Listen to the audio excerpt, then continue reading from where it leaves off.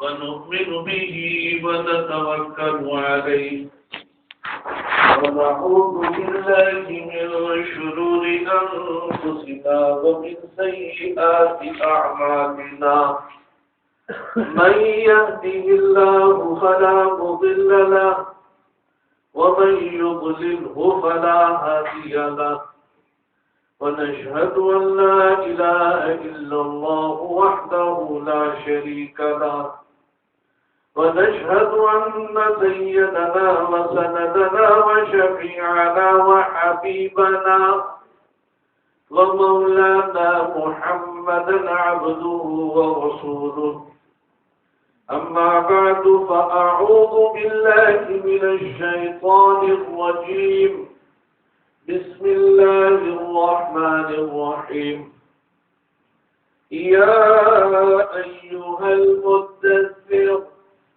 قم فأنذر وربك فكبر وثيابك فطهر والرجز فاهجر ولا تمنن تستكثر ولربك فاصبر فإذا نقر في الناقور فذلك يومئذ يوم عصيب على الكافرين غير يسير ذرني ومن خلقت وحيدا وجعلت له مالا ممدودا وبنين شهودا ومهدت له تمهيدا ثم يطمع أن أزيد كلا إنه كان لآياتنا عنيدا اللهم صل على سيدنا ومولانا محمد كما صليت على إبراهيم وعلى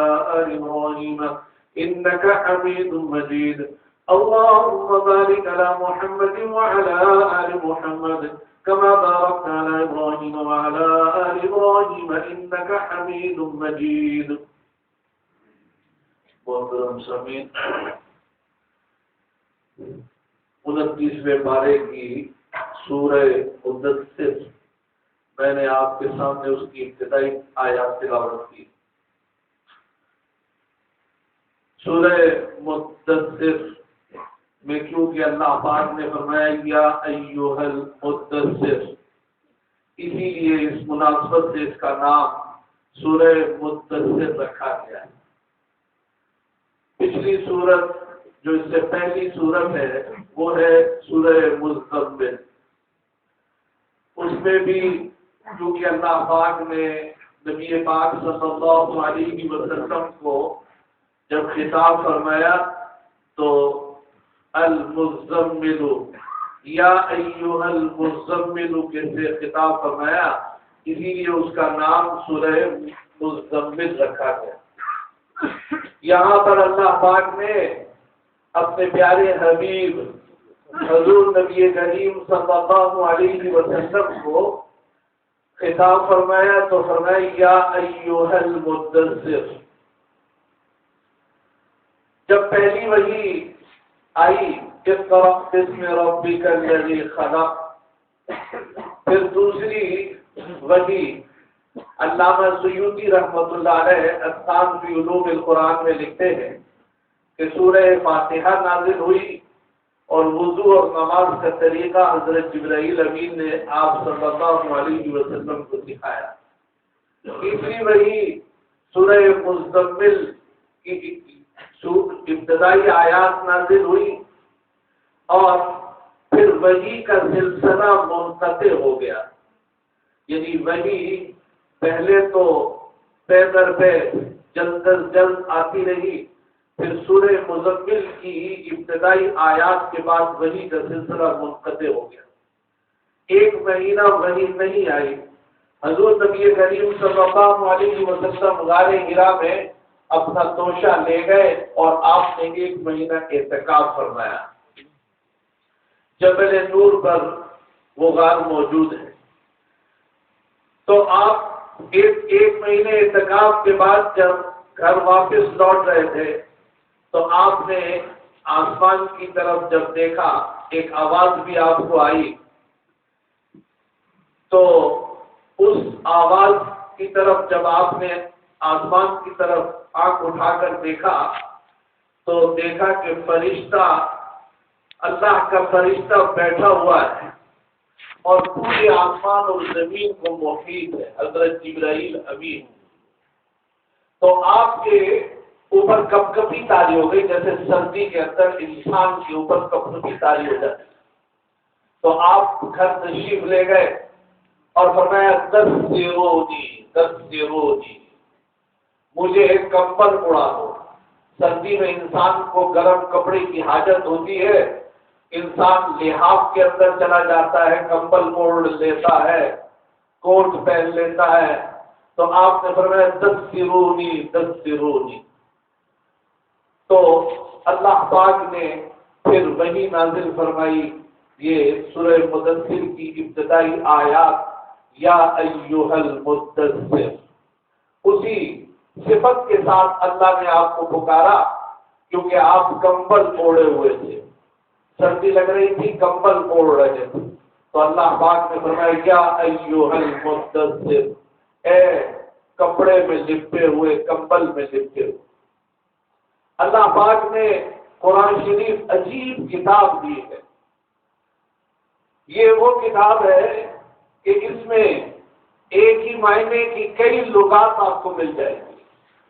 اب دیکھیں اسی سورت کے اندر المزمل، یا ایھا المزمل، کپڑا اوڑھنے والے کو کہتے ہیں۔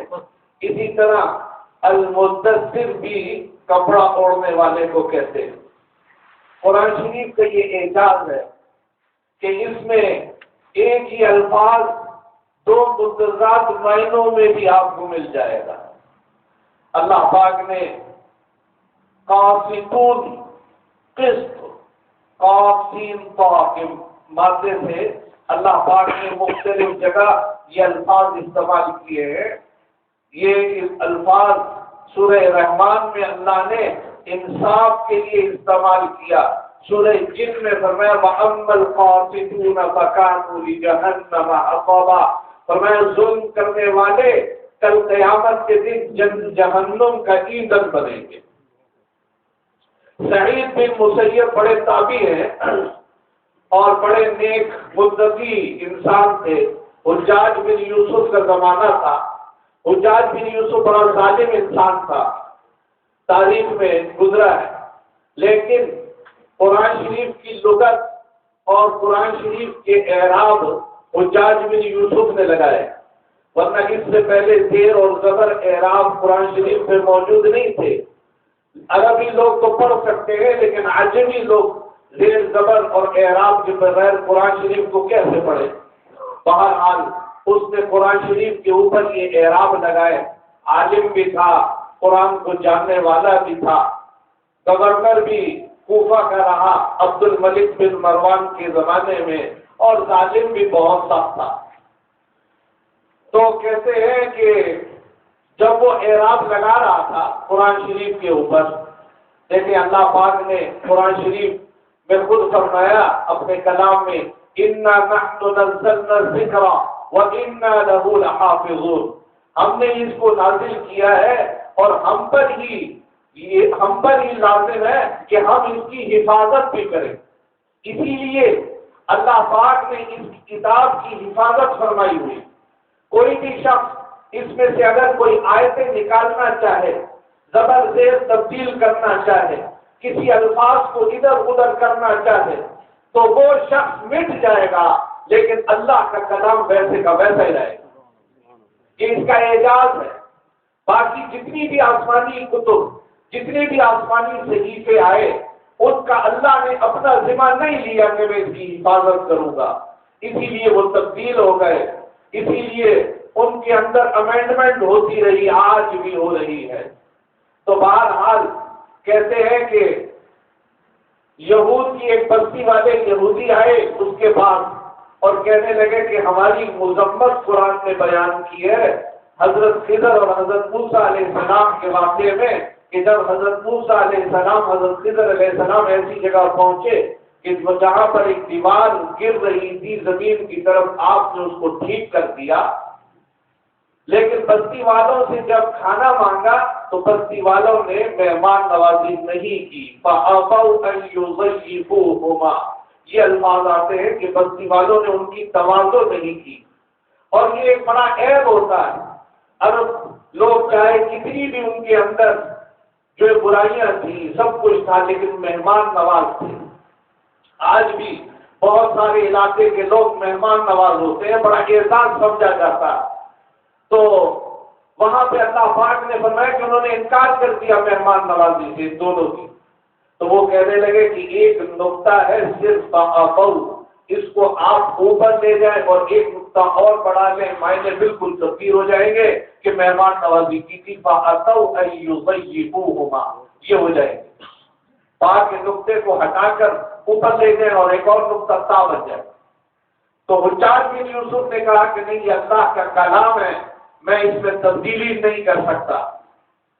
تو بہرحال سعید بن مسیب جب آپ کے سامنے لائے گئے وہ آپ کی مخالفت کیا کرتے تھے. تو حجاج کہنے لگا کہ سنا ہے آپ میری بڑی مخالفت کرتے ہیں. تو کہا کہ قاصد عادل, تم تو قاصد اور عادل ہو. درباری حیران ہو گئے کہ سعید بن مسیب جیسا متقی پرہیزگار ایک ظالم کی تعریف کر رہا ہے. تو کسی نے کہا کہ یہ تو حجاج آپ کی تعریف کر دی. اور میں نے تعریف نہیں کی, میں جانتا اس نے مجھے ظالم اور بے انصاف کہا ہے. اللہ نے عادل کا لفظ بھی عدل و انصاف کے لیے بھی استعمال کیا اور عادل کا لفظ بھی قرآن میں بے انصافی کے لیے بھی استعمال ہوا ہے. تو یہ وہ کتاب ہے اللہ پاک نے لغت کے اعتبار سے بھی, اس کو بلاغت کے اعتبار سے بھی بڑا عالی شان بنایا. یہی سورہ مدثر کے اندر ایک آیت ہے, آپ اس کو سیدھا لکھیں تو پھر بھی سیدھی ہے, الٹا لکھیں گے تو پھر بھی سیدھی ہے. یہ اس کی بلاغت کا کمال ہے. وَرَبَّكَ فَكَبِّرْ, یہ وہ آیت ہے. اگر اس کو سیدھا پڑھیں وَرَبَّكَ فَكَبِّرْ, اگر الٹا پڑھیں گے تو پھر بھی وَرَبَّكَ فَكَبِّرْ ہی ہوگا. تو بہرحال سورہ مدثر کے اندر سورہ مدثر کی آیات اتر آئی تو اللہ پاک نے فرمایا یا ایھا المدثر. سورہ مزمل کے اندر اللہ پاک نے تربیت کا ایک نظام بیان کیا تھا. جیسے کہ سورہ مزمل کی تفسیر میں نے بتایا کہ ایک پروگرام دیا کہ آپ اللہ کے دربار میں رات کو کھڑے ہو جائیں, اس لیے کہ اس سے نفس کی تربیت ہوتی ہے. رات کی نماز سے نفس کی تربیت ہوگی. اور پھر آگے اسی دوسرے رکوع میں فرمایا کہ صحابہ اکرام کو بھی اس تربیت پر لگائیں. وَطَائِفَةٌ مِّنَ الَّذِينَ مَعَكَ, اور وہ جماعت جو آپ کے ساتھ ہے وہ بھی یہ تربیت حاصل کرے. کیونکہ کوئی بھی کام کرنے سے پہلے تربیت لینی لازمی ہے. انسان گاڑی جب چلانا سیکھتا ہے تو کیا کرتا ہے, پہلے ڈرائیونگ اسکول میں جائے گا, وہاں پر جو ہے تربیت حاصل کرے گا. اسی طرح کوئی بھی انسان پڑھائی کا کام کرے, کوئی بھی کام کرے, تربیت لے گا, پھر اس کے بعد جو ہے وہ کام کرے گا. ڈاکٹر علم جراحی کا کام کرے گا تو پھر بھی تربیت لینی پڑے گی, پھر اس کے بعد علم جراحی کا کام کر سکتا ہے, سرجری کر سکتا ہے. تو بہرحال اللہ پاک نے پہلے تربیت کا پروگرام فرمایا کہ تربیت ہونی چاہیے.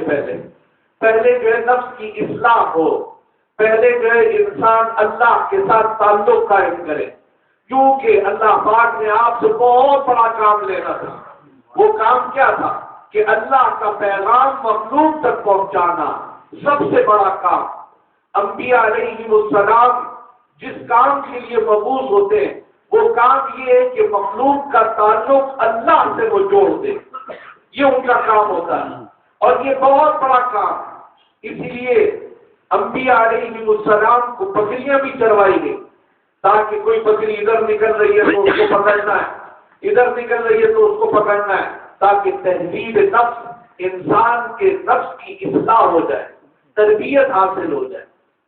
انبیاء علیہ السلام کو مشکلات سے گزرنا پڑتا ہے تاکہ ان کے اندر جو ہے وہ مشقت برداشت کرنے, اسی طرح قول و فعل برداشت کرنے کی صلاحیت پیدا ہو جائے.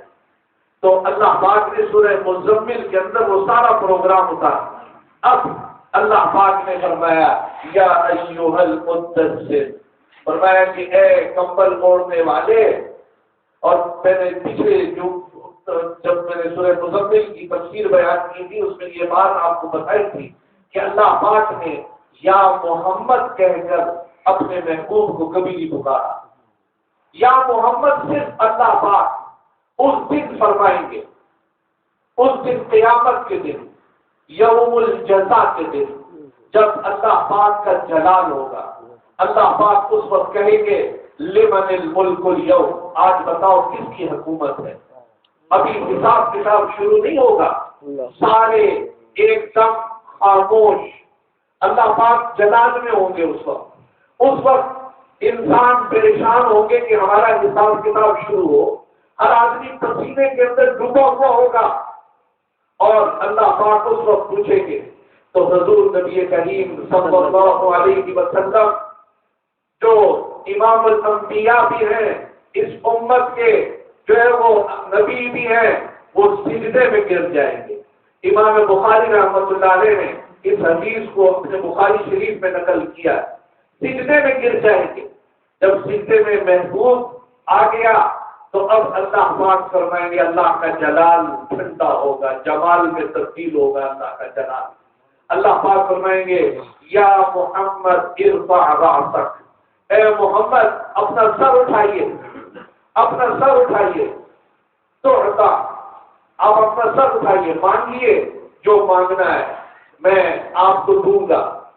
تو اللہ کے رسول صلی اللہ علیہ وسلم فرمائیں گے حساب کتاب شروع.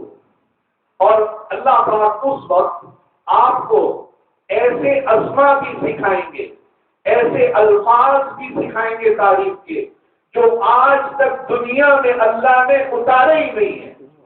امام بخاری رحمۃ اللہ علیہ نے روایت نقل کی ہے کہ اللہ پاک اس وقت حضور کو ایسے الفاظ تعلیم کریں گے کہ آپ میری ان الفاظ سے ثنا کریں. ثنا کیونکہ اللہ پڑھے کبریائی اسی کے لیے، تو وہ اللہ کی ثنا حمد و ثنا بیان کریں گے. پھر اللہ پاک فرمائیں گے سر اٹھائیے، آپ کو عطا کیا جائے گا جو آپ مانگیں گے.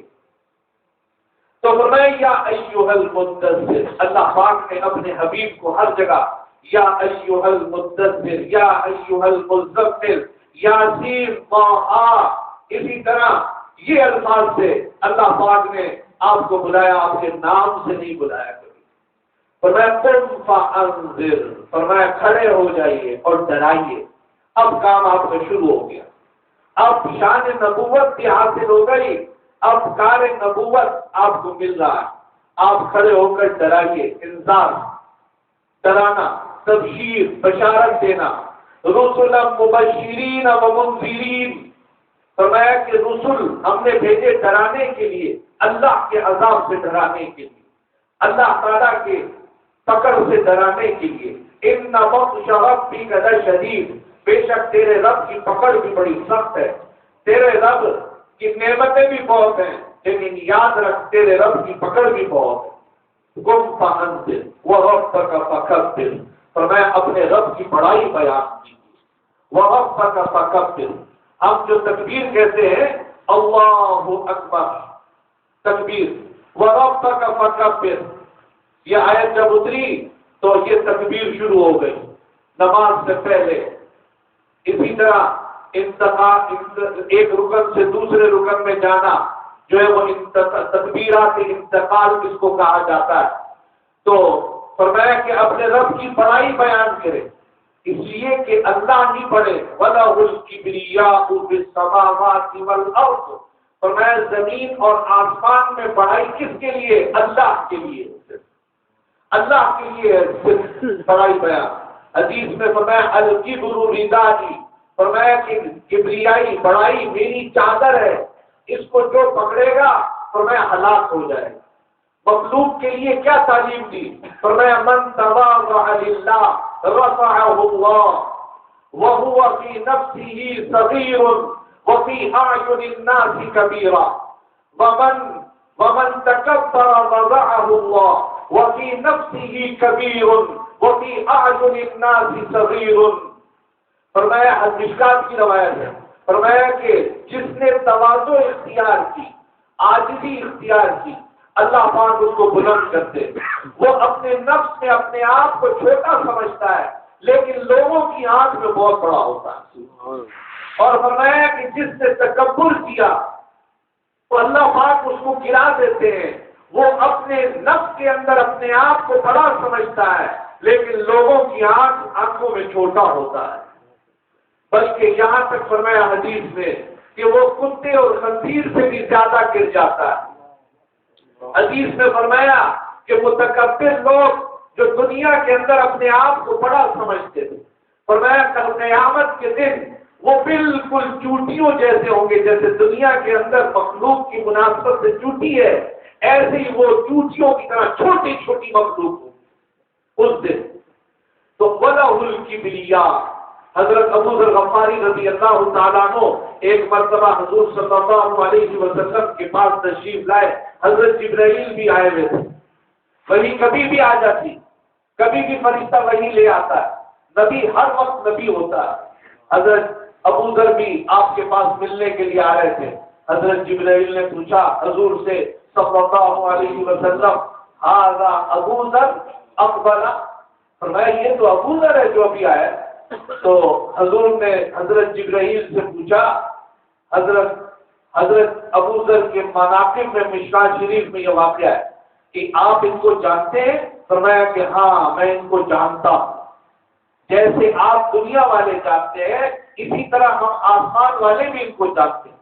تو فرمایا کہ کیسے جانتے ہیں؟ فرمایا ان کی دو صفت کی وجہ سے ہم جانتے ہیں، جو کہ ایک دل کی صفت ہے اور ایک ان کے جسم کی صفت ہے، قالب کی، ایک قلب کی ایک قالب کی۔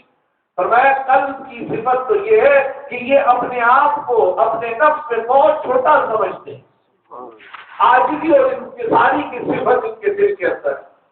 اور دوسرا فرمایا کہ یہ قل هو اللہ احد کی کثرت سے قراءت کرتے ہیں، سورہ اخلاص کی کثرت سے قراءت کرتے ہیں۔ تو فرمایا کہ جیسے دنیا والے یہاں پر ان کو جانتے ہیں، آسمان والے بھی ابو ذر کو ایسے ہی جانتے ہیں۔ تو فرمایا وَرَبَّكَ فَكَبِّرْ، بڑائی اسی کی ہے تو اسی کی بڑائی بیان کرو۔ وَثِيَابَكَ فَطَهِّرْ، فرمایا اور اپنے کپڑوں کو پاک رکھیے۔ انشاءاللہ اگلے جمعے اس پر بات ہوگی، کافی وہ باتیں اللہ تبارک و تعالی ہمیں حضور صلی اللہ علیہ وسلم کی سیرت پڑھنے کی توفیق عطا فرمائے اور قرآن کو صحیح سمجھنے کی توفیق عطا فرمائے۔